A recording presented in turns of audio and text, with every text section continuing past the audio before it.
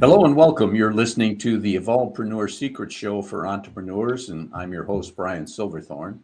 And my mission is always to help entrepreneurs make a difference in their businesses and navigate the sometimes challenging worlds of startup, growth, or relaunch. And today we're going to dig deep with our guests to get you the best concepts and strategies to fast track your business.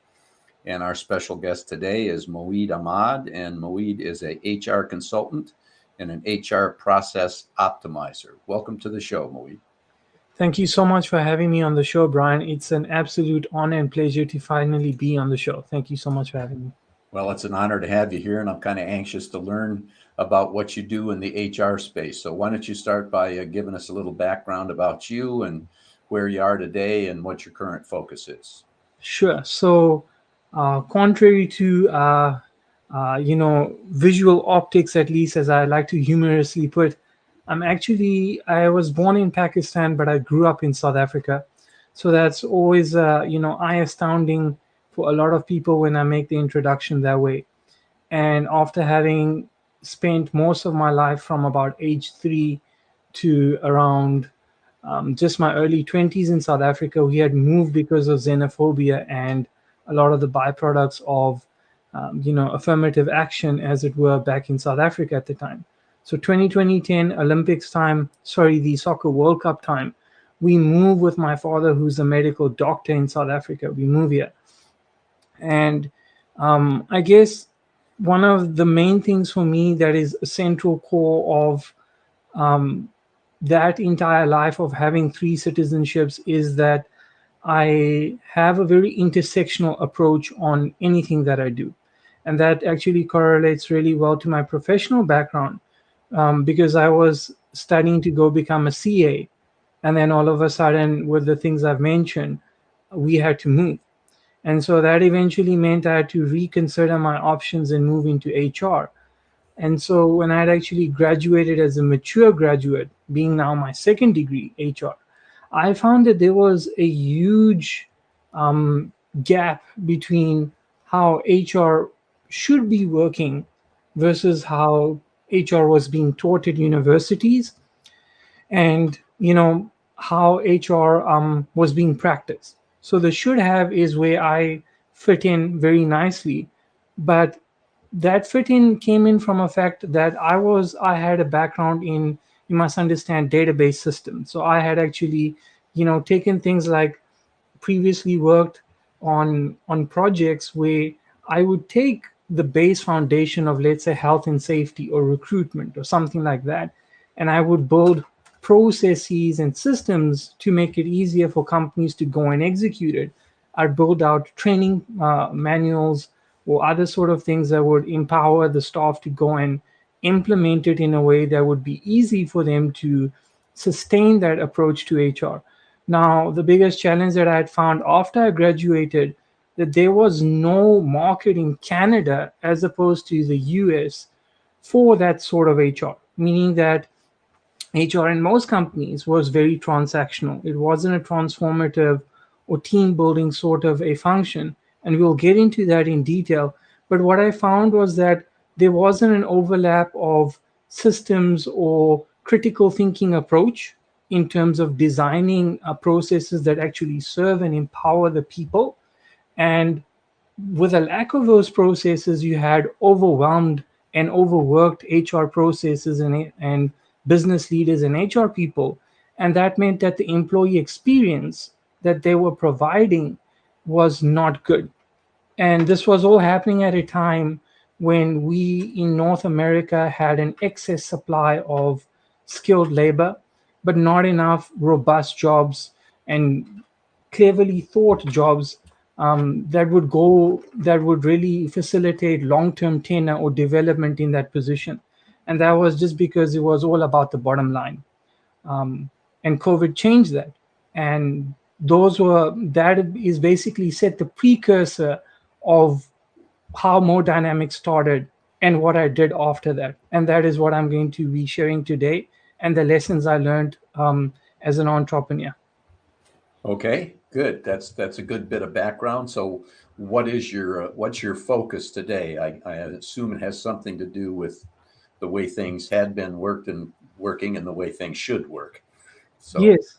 I think it would just depend on which direction you would like to take the conversation, in terms of whether it's lessons or approaches on how to do business better. That is always one approach that I'm really good and keen to speaking about. And the other thing is, what are the things that people don't talk about, and that nobody really tells you that you should be doing, and how do you practically implement those things as an entrepreneur, a business leader, or HR person? So we can go in either direction. okay, let's do it this way. Since our audience is primarily entrepreneurs, and Yeah. probably the largest percentage of entrepreneurs are just individuals, solopreneurs right now. Yes. Yes. And as they expand, then they come to that first hurdle of, okay, I got to hire somebody to help me. Yeah. And you obviously you have to figure out what you need and if you're going to hire the right person. But then HR situations come up once you get to that point. So what's your best advice for entrepreneurs that are just getting into the growth period, where they've got 1, 2, 3, maybe 5 employees, and what should they do to benefit the employees and protect themselves through the whole process? I'll get to those points about how they benefit, but I'll start off with what they need to do before they can benefit. Okay. There's and I want to mention this to solo entrepreneurs, because I am a solo consultant and I am a solo entrepreneur, and I'm one of the few intersectional individuals who has a background in different areas, meaning accounting, systems, and people. So I can talk about all of those because they apply to entrepreneurs. And from that experience, I'll say step number one is, when you've sorted out what your business model is, who your ideal client is, and you've got a few clients coming in, the question you need to really ask is, have you mapped out your people processes? And 9 times out of 10, as you know, Brian, and ladies and gents, for better or for worse, the answer is no. So when you say mapping out the process, what do we mean by that? Does that mean delegation? The answer is no, not necessarily. What that means is that if you say that we have a certain goal, we want to have we want to achieve, we want to be able to tackle, let's say, 20 clients a month, right? There has to be an end in mind. First of all, you have to have some objective, or 2 or 3 key objectives that you want to achieve. And then from that perspective, you work your way backwards to say, okay, in order to do that, how do we meet that from a total labor perspective, meaning that from sales reps, from a fulfillment perspective. In other words, you'd have to map out your entire fulfillment process. And that fulfillment process mapping out is another word for HR process as well, because often I think people keep the HR process mapping out as, oh, I'm going to hire the person, but that forms part of fulfillment, meaning that, okay, how many customer service people do you need a month? How many sales people do you need a month? In order to manage those people, how many HR people or whatever are you going to need? And what are some of the systems you need to do? Now, that gets very hairy for you as a solo entrepreneur or solopreneur, because not everyone comes from a tech background. So not everybody can go and create a flow systems. Luckily for me, that's where I step in, because I've helped startup companies who are in that growing stage, startup not necessarily tech, but companies that are in that growing stage from 11 to 50. And I've created that HR process, meaning all the things that they need from a physical people labor perspective, how many salespeople, how many this, how many that, and mapping it out and saying, per the objectives that you want to achieve, what are like, how is that going to look? And that is where my second background comes in, which is the Lean Six Sigma or process background. And that's where what I do is I map out those things for people, and I say, well, okay, this is how you're going to go and execute it. This is what it needs to look like. The blueprint, if you look at your people, hierarchical wise, your structure, your business structure, or your organizational chart consists of this levels. and each of those people are going to have to do XYZ tasks. And if we have to map out their daily tasks or monthly objectives, these are the KPIs and key things they're going to do. And that is the way that HR should be conducting things from a process perspective. Then on top of that, the next step is then, okay, you figure out all of that. You need to create the systems in place that are going to be usable by those people. And then that becomes, okay, so what does that look like? Well, I come from a systems background, as I just mentioned. So then I would recommend a software that would be suitable for that organization, that'd be easy enough on their budget, and that would meet their customized needs. That's where the optimization comes in, because now you have this structure.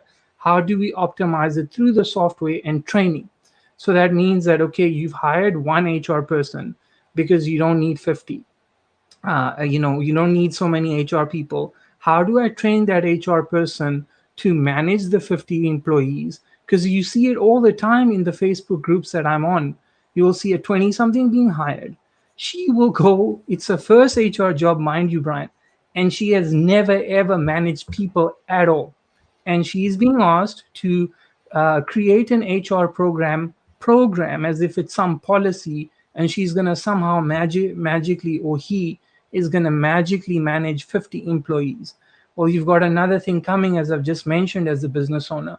So that's the beginning sets of how you do that. So you have the organizational structure, you have how many people you need, you have all that sort of stuff, which sounds very simple, but is very complex, because you have to work one on one with the organizational objectives and the goals that you want to meet.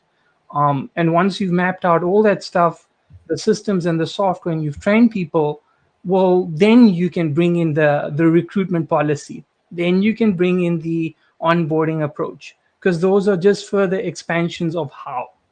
So we can get into that a little bit later as well, as you see fit. Well, yeah, that makes perfect sense, having that type of approach prior to. So, just curiosity, you Yeah. mentioned ideal customer. What's your ideal customer look like? There's twofold. So we say small to mid-sized businesses, but what we really mean is, as you aptly put it, the first part would be 11 to 50, meaning that you're just starting. You need that first, you need something for HR, you need some structure, you need those things, right? So that's where we would come in to empower you to then just be able to hire an HR person, and we would train them, and we would just give that person or your organization support. And that would be then through the support would mean, like, okay, assuming we've helped you build the systems and whatnot in terms of processes and all that, then we would just be able to help you with things like, okay, how do you create a DEI policy if you want to hire and save money by just hiring an HR person who just goes and executes those things instead of a specialist, which is a lot cheaper. You'll save a lot of money by hiring a consultant who can map out those things, and you have an HR executionary at that level. And that works nicely for 11 to 50 size company as you're growing. If you think about it logistically and you think about it financially, then you move on to 51. As soon as you hit the golden number 51 to 200 here in North America, meaning Canada and US mostly, then you're looking at that period where now you need to expand the HR department. Now all of a sudden you need to expand how things are. And that's where we would then help you further expand on your HR, meaning how do you deliver performance wise? How do you make sure that people are performing better? How do you improve the culture and those things? So it just depends on what bracket the company falls under, because you're either moving towards that growth stage where you now need to sustain and stabilize it, or you're moving where you have stabilized growth, but now you want to exponentially grow your revenue and still have stabilize, or being able to stabilize your your people operations as much as humanely possible. Keyword being humanely, not so much as humanly possible, because you're always going to make some mistakes. Sure. Yeah. Um, so how do those people find you now? Is it through social media? Do you have active marketing outreach? Yeah, How do you get? so essentially being a solopreneur, I would say the best place to get a hold of me is obviously LinkedIn and Facebook, of course, because they have it, and of course our website. So if you just search for me, Moeed, Moeed, and last name Ahmad, Ahmad, ladies and gents, that's with an A, please, not E. Too many E's out there, and you go search for that name precisely on LinkedIn. I'm the only one located in North America. Well, not in North America. I'm probably one of, I think, the only one physically located in Canada, at least. So that's one way. And then our website is publicly located. We're the only modynamics.org that is there. And if you type in mode, mo dash dynamics with an S, we're the only company that's going to come in like page entry number 4 on that first page. And besides that, I guess the other way to opt in or get in touch with us is if you get in touch with us through social media or on our website, we have WhatsApp on there. So you can connect directly with me, and then we can get you onboarded into, chatting with us one on one. And from there, we would hop onto a discovery call to really figure out some of the things that we've mentioned and how successful you've been in that. Okay, great, great. So you got plenty of opportunities for people to find you. So one question, when I had my consulting hat on, one of my clients had well over 60 employees Yes. and but used an outsourced HR service. Yeah. And I had another client that was around 30 to 35 employees, but chose Yeah. to had an in-house HR person that also did other things, but then outsourced payroll and the legal aspects of Yes. HR. So do you offer outsourced services as well? I mean, that's part of what we mean by when we say supportive, we mean outsourcing. It encompasses outsourcing, but here's what I want to say to you. We're more, we would say outsourcing would definitely be included, but I would say we lean more towards work overload, meaning that work overload can encompass outsourcing something that you're overloaded with or that you don't want to take on, but it's a more dynamic term because you want to optimize the way the company is running in terms of their HR, so that whatever they're offloading to you or getting you to do, you can basically turn that around and improve that for them so that they can do it better. So let me give you 2 examples just to clarify what I mean by that. And I'll give you company size examples and some case studies for that and everybody listening. So if you're a small business that has, let's say, 30 to 35 employees, and you're saying, well, okay, I can't tackle every single issue that comes related to DEI or related to making sure that our workforce is, meeting the new benchmarks, or the what we're finding is that when we want to monitor performance, we're not sure where the issue is. Is it related to mental health related issues, or is it people that they are just not working well, right? So there's a slew of issues that come up. So you cannot ask somebody to just outsource the your activities, because all you're doing is reducing your workload in one sense, but you're not being efficient because the root cause of those problems are still going to pop up in different areas, in your recruitment, in the way you train people, etc., etc. So what we come in and say is that, okay, let us, regardless of your situation, analyze it for you and see where we can help you design it and make it leaner so it's more efficient. And then once we've done that, or we've analyzed certain of those things, you might say that we want to do 3 of the 4 activities in house, meaning that we want to do our recruitment still in house, we want to do our onboard and training in house, but we would like to outsource any software related challenges or any payroll related challenges to you. So that way you get a healthy mix of both, right? And then depending on what size of a company you are, that can work to your advantage. So it's customizable for you depending on what your priorities are within the organization. And the reason we always do what separates us from everybody else is that we come in and diagnose what your actual issues are versus what you think they are, because depending on that, that will change the focus of what you focus on internally and what you need to focus on. And depending on that, we can then outsource and support you in that regard, whether that's DEI, recruitment, or whatever. Instead of you being 150% dependent on us, which is what a lot of HR people do when they build their departments.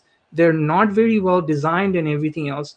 So they're just looking at the symptoms. They're not looking at health and wellness. They're not looking at paid time off. They're not looking at improving the culture. And then all of a sudden it's like, oh, we're having recruitment issues. Well, of course you're going to have recruitment issues.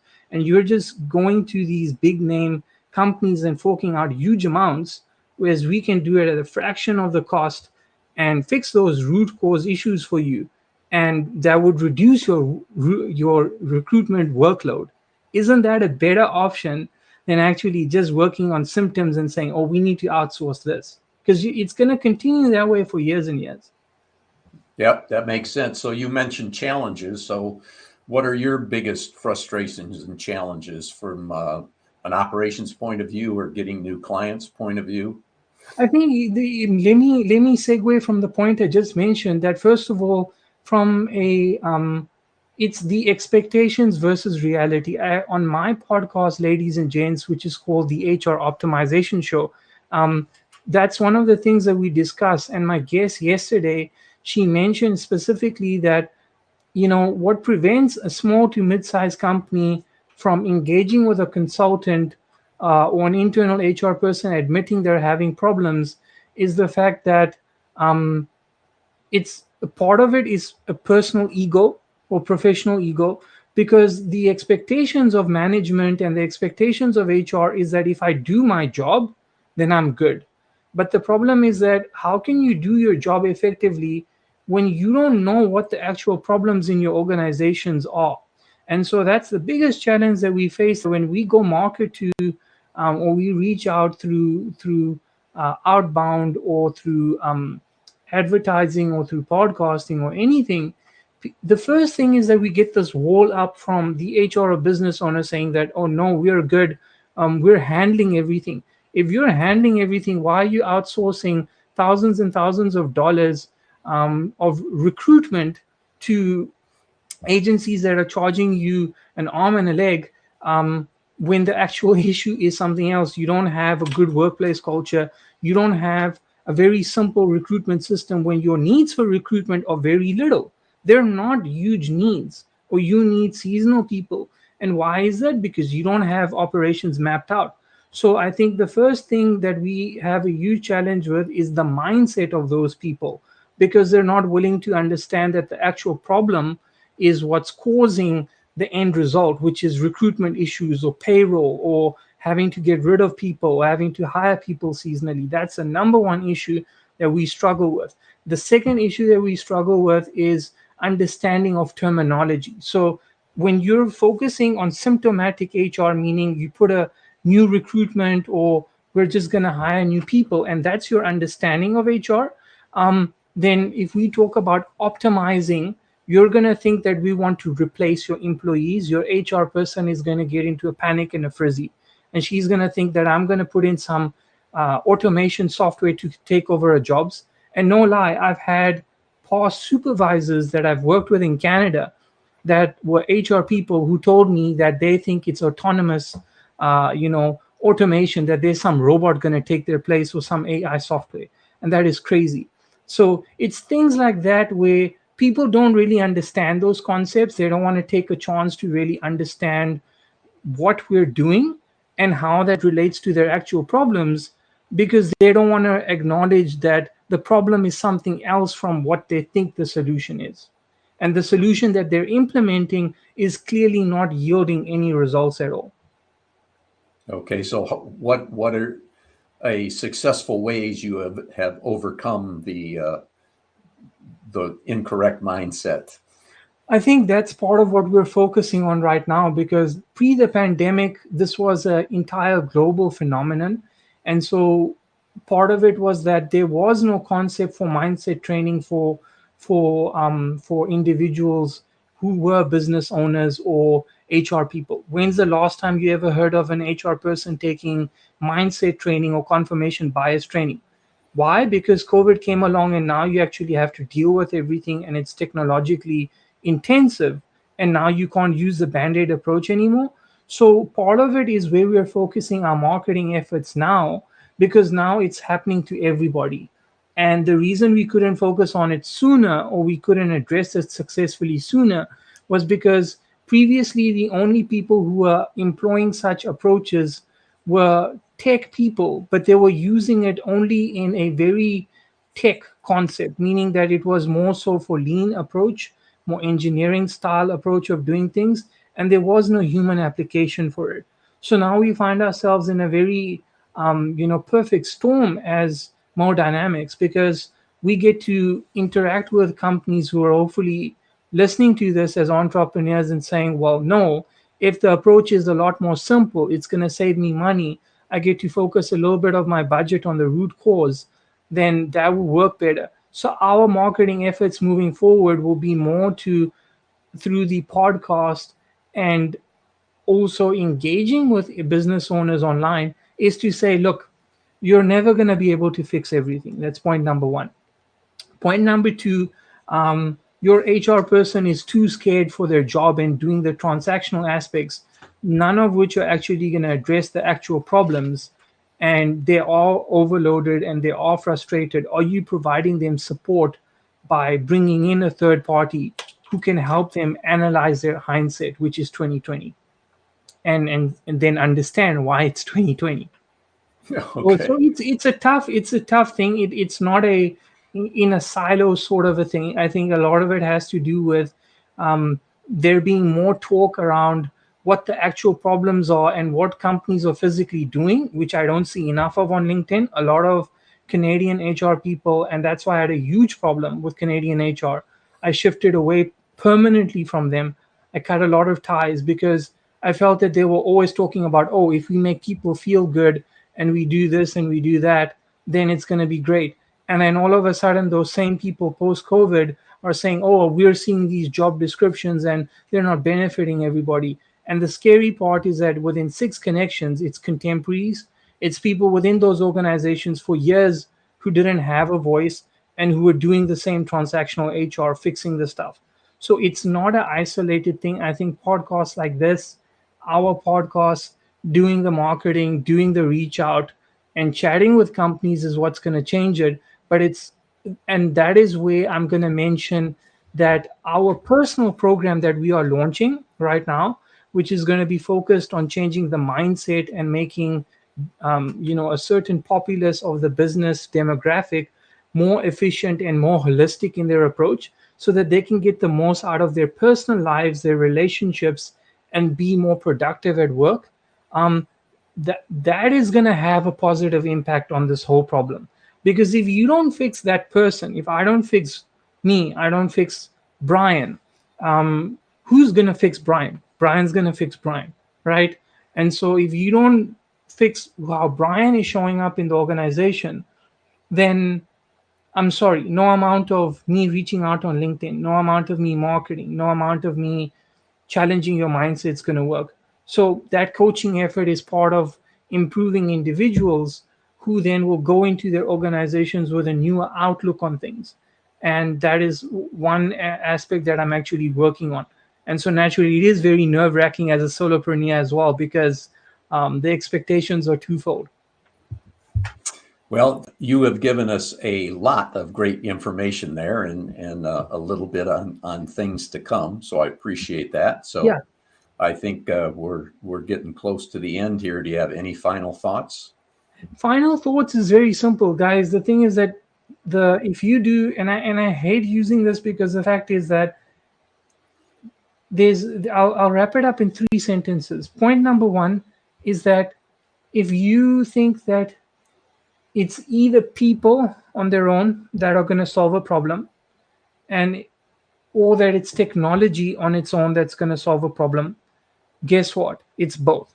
So that's point number one. Point number two is how those interact will depend on the mindset of the people who are in your leadership. So if in your leadership you're having somebody with 20 years of experience as an HR professional who's been operating in an excess supply labor market for the last 20 years, and she doesn't have a clue on how to apply critical thinking in a human concept and intersect the technology and the human aspect together, which a lot of people don't, then you're going to have problems.